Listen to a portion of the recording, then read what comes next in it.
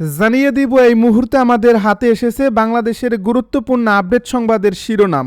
শুরুতেই থাকছে নির্বাচনী উত্তাপে উত্তাল রাজনীতির মাঠ, শিষ্টাচার ছাপিয়ে ব্যক্তিগত আক্রমণের নতুন লড়াই। এবারে জানিয়ে দিব রাজনৈতিক স্থিতিশীলতায় আওয়ামী লীগ কর্মীদের অন্তর্ভুক্তির আহ্বান, পটুয়াখালীতে নির্বাচনী মাঠে ভিন্ন সমীকরণ।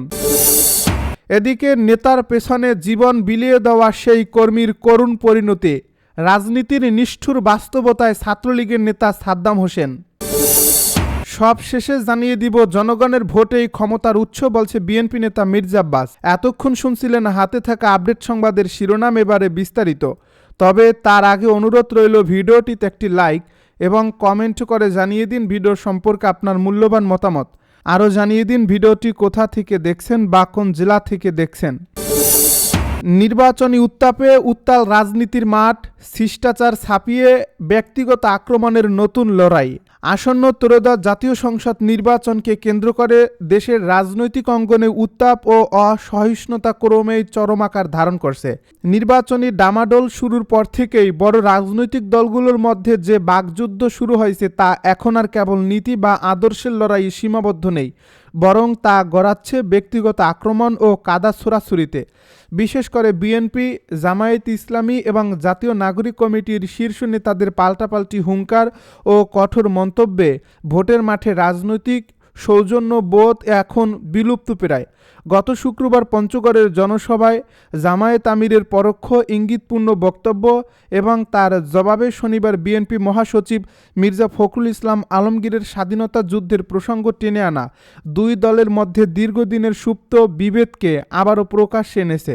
রাজনৈতিক বিশ্লেষকদের মতে জুলাই গণ অভ্যুত্থানের পর দেশের মানুষ যে দায়িত্বশীল ও ঐক্যবদ্ধ রাজনীতির স্বপ্ন দেখেছিল, বর্তমানের এই অসহিষ্ণু চরিত্র তার সম্পূর্ণ বিপরীত। ঢাকা বিশ্ববিদ্যালয়ের রাষ্ট্রবিজ্ঞান বিভাগের অধ্যাপক মোহাম্মদ আইনুল ইসলাম মনে করেন, ভোটের রাজনীতি পুরনো ও নেতিবাচক ধারায় ফিরে যাওয়া গণতন্ত্রের জন্য একটি বড় অশনি সংকেত। একই সাথে নির্বাচন কমিশনের সাবেক অতিরিক্ত সচিব জেসমিন টুলিও ক্ষোভ প্রকাশ করে বলছেন যে জনগণ যখন উন্নয়ন, কর্মসংস্থান ও অর্থনৈতিক সংস্কারের স্পষ্ট রূপরেখা শোনার অপেক্ষায়, তখন শীর্ষ নেতাদের এমন দায়িত্বহীন কাদা ছোড়াছুড়ি সাধারণ ভোটারদের আশাহত করছে। রাজনৈতিক স্থিতিশীলতায় আওয়ামী লীগ কর্মীদের অন্তর্ভুক্তির আহ্বান, পটুয়াখালীতে নির্বাচনী মাঠে ভিন্ন সমীকরণ। গণ অভ্যুত্থানের পরবর্তী পরিস্থিতিতে দেশের রাজনৈতিক প্রেক্ষাপট দ্রুত পরিবর্তিত হচ্ছে, যেখানে কার্যত নিষ্ক্রিয় হয়ে পড়া আওয়ামী লীগের নেতাকর্মীদের সামাজিক ও রাজনৈতিক মূল ধারায় ফিরে আনার বিষয়টি এখন আলোচনায়। বিশেষ করে স্থানীয় পর্যায়ে দেখা যাচ্ছে আওয়ামী লীগের সাধারণ নেতাকর্মীরা জীবন বাঁচাতে এবং এলাকা টিকিয়ে রাখতে বিএনপি, জামাত কিংবা গণ অধিকার পরিষদের মতো দলগুলোর সাথে মিশে গিয়ে কার্যক্রম পরিচালনা করছেন। রাজনৈতিক বিশ্লেষক এবং স্থানীয় নেতৃবৃন্দের মতে আওয়ামী লীগের মতো একটি বৃহৎ সংগঠনের একটি ক্ষুদ্র অংশ অপরাধের সাথে জড়িত থাকতে পারে, কিন্তু বিশাল একটি জনগোষ্ঠীকে ঢালাওভাবে অপরাধী হিসেবে গণ্য করা সমীচীন হবে না। শুরু থেকেই আমাদের পক্ষ থেকে এই আহ্বান জানানো হয়েছে যে রাজনৈতিক প্রতিহিংসার বশবর্তী হয়ে যেন কোনো সাধারণ ও নিরীহ মানুষ হয়রানি কিংবা জুলুমের শিকার না হয়। একটি ঘনবসতিপূর্ণ এবং ছোট রাষ্ট্রে এত বিপুল সংখ্যক মানুষকে রাজনীতির বাইরে রেখে দেশের স্থিতিশীলতা রক্ষা বা সমাজ পুনর্গঠন করা কার্যত অসম্ভব। এই বাস্তবতা মেনে নিয়ে সব দলই এখন আওয়ামী লীগের সাধারণ নেতাকর্মীদের সাথে নিয়ে একযোগে চলার চেষ্টা করছে, যা একীভূত সমাজ গঠনের ইঙ্গিত দেয়। বর্তমানে বিভিন্ন এলাকায় উৎসবমুখর নির্বাচনী পরিবেশ বিরাজ করছে, যেখানে অনেক জায়গায় আওয়ামী লীগ কর্মীদের অন্যান্য দলের প্রার্থীদের পক্ষে নির্বাচনী কার্যক্রমে অংশ নিতে দেখা যাচ্ছে। শেখ হাসিনা কিংবা কেন্দ্রীয় নেতাদের পক্ষ থেকে কোনো আন্দোলনের নির্দেশনা আসলেও তৃণমূলের কর্মীরা এখন নিজেদের নিরাপত্তা ও অস্তিত্ব কথা ভাবছেন, কারণ যে কোনো হটকারী কর্মসূচি তাদের উপর আইনশৃঙ্খলা বাহিনীর কঠোর ব্যবস্থা বা বিপদের ঝুঁকি তৈরি করতে পারে। বর্তমান পরিস্থিতিতে পটুয়াখালী সহ দেশের বিভিন্ন আসনের প্রার্থীরা মনে করছেন আওয়ামী লীগের নেতাকর্মীরা যদি মূলধারার রাজনৈতিক দলগুলোর সাথে মিলেমিশে থাকে তবেই তারা সবচেয়ে বেশি নিরাপদ থাকবে। রাজনীতি কারোর জন্য চিরতরে বন্ধ করা সম্ভব নয়। একটি দল নিষিদ্ধ হলেও মানুষের নিজস্ব রাজনৈতিক মতাদর্শ চর্চার অধিকার থাকে। এদিকে সোশ্যাল মিডিয়ায় ছড়িয়ে পড়া শেখ হাসিনার সাম্প্রতিক বিভিন্ন বক্তব্য নিয়ে জনমনের সংশয় রয়েছে। আধুনিক প্রযুক্তির যুগে বিশেষ করে কৃত্রিম বুদ্ধিমত্তা বা এআই ব্যবহার করে কণ্ঠ নকল করা সম্ভব, যেমনটি পাকিস্তানের নির্বাচনে ইমরান খানের ক্ষেত্রে দেখা গিয়েছিল। নেতার পেছনে জীবন বিলিয়ে দেওয়া সেই কর্মীর করুণ পরিণতি, রাজনীতির নিষ্ঠুর বাস্তবতায় ছাত্রলীগের নেতা সাদ্দাম হোসেন।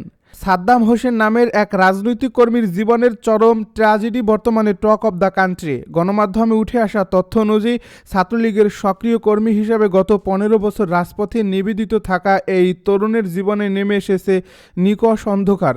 কারাগারে থাকাকালীন সাদ্দামের স্ত্রী নিজের নবজাতক সন্তানকে হত্যার পর আত্মহত্যার পথ বেছে নেন। এই হৃদয় বিদারক ঘটনায় সাদ্দামকে প্যারোলে মুক্তির সুযোগ করে দিতে ব্যর্থ হয়েছে তার দীর্ঘদিনের রাজনৈতিক অভিভাবকেরা। স্ত্রীর শেষ বিদায়েও সাদ্দামকে থাকতে হয়েছে লোহার খাঁচায়। মাত্র 5 মিনিটের জন্য জেল গেটে স্বজনদের নিথর দেহ দেখে তাকে চোখের জলে বিদায় নিতে হয়েছে। গত 1.5 দশকে সাদ্দামের মতো কর্মীরা যাদের নেতা বানিয়েছেন, যাদের পেছনে শ্রম ও সময় ব্যয় করেছেন, সেই শীর্ষ নেতারা বিপদের দিনে তার পরিবারের খোঁজ নেওয়ার প্রয়োজনটুকু বোধ করেনি। রাজনীতির এই নিষ্ঠুর চিত্র শুধু এক দলের নয়, বরং গত 15 বছরের ইতিহাসে বহু দলের নিবেদিত প্রাণ কর্মীদের ক্ষেত্রে একই দৃশ্য বারবার ফিরে এসেছে। যখন জেল জুলুম আর অভাবের তাড়নায় কর্মীর স্ত্রী সন্তান বিষ পানের মতো চরম পথ বেছে নেয়, তখন সেই নেতাদের ভূমিকা নিয়ে উঠছে বড় প্রশ্ন। বিশেষ করে সংকটকালীন সময়ে অনেক প্রভাবশালী নেতার মুঠোফোন বন্ধ থাকা কিংবা ধরাছোঁয়ার বাইরে চলে যাওয়ার প্রবণতা তৃণমূলের কর্মীদের অসহায়তার দিকে ঠেলে দিয়েছে। জনগণের ভোটেই ক্ষমতার উৎস বলছে বিএনপি নেতা মির্জা আব্বাস। বিএনপির স্থায়ী কমিটির সদস্য ও ঢাকা 8 আসনে বিএনপি মনোনীত ধানের শীষের প্রার্থী মির্জা আব্বাস বলেছেন, জনগণের ভোটেই ক্ষমতার একমাত্র উৎস। নির্বাচনে আসন দেওয়ার মালিক কোনো দল বা গোষ্ঠীর কেউ নয়, আল্লাহ, জনগণই একমাত্র সিদ্ধান্তকারী। রোববার দুপুরে নিজের নির্বাচনী এলাকা মালিবাগ, মমিনবাগ ও শাহজাহানপুরে ধানের শীষে ভোট চেয়ে গণসংযোগকালে সাংবাদিকদের এসব কথা বলেন তিনি।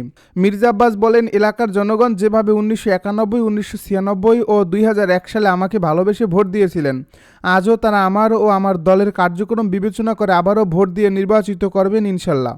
জামায়াতের আমির সম্প্রতি ফ্যামিলি কার্ড ও কর্মসংস্থান নিয়ে যে বক্তব্য দিয়েছেন তা নিয়ে নানা প্রশ্ন উঠছে।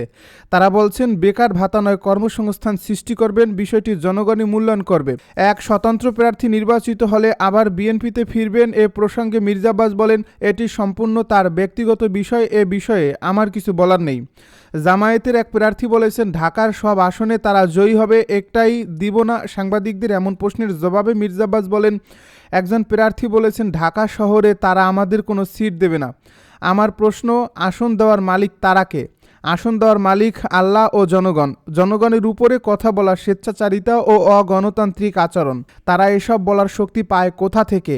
আমার তো এখন মনে হচ্ছে একটি বিশেষ শক্তি ইলেকশন ইঞ্জিনিয়ারিংয়ের মাধ্যমে কিছু করার চেষ্টা করছে, যা জনগণ ইনশাল্লাহ প্রতিহত করবে। ঢাকা বিশ্ববিদ্যালয়ে চাঁদাবাজি নিয়ে ডকুমেন্টারি দেখানো হচ্ছে সাংবাদিকদের এমন প্রশ্নের জবাবে তিনি বলেন, একজন মানুষকে ঘায়েল করতে যেসব অস্ত্র দরকার তারা সব ব্যবহার করছে। আর্টিফিশিয়াল ইন্টেলিজেন্স দিয়ে মিথ্যা ডকুমেন্টারি বানানো হচ্ছে, বট বাহিনী নিয়ে সোশ্যাল মিডিয়া ভরিয়ে ফেলা হয়েছে। এসবের কোনো সত্যতা নেই। এই শ্রেণীর লোকেরা জাতির সামনে মিথ্যা বলে। আমরা তাদের 71, 86 সালে দেখছি, তারা জাতির জন্য কখনো উপকারী নয়। নির্বাচনের পরিবেশ নিয়ে উদ্বেগ প্রকাশ করে তিনি বলেন, আমি চাই নির্বাচন সুষ্ঠু ও গ্রহণযোগ্য হোক, কিন্তু কিছু দলের কথাবার্তা ও সরকারের একটি মহলের আচরণে মনে হচ্ছে ইজ সামথিং রং।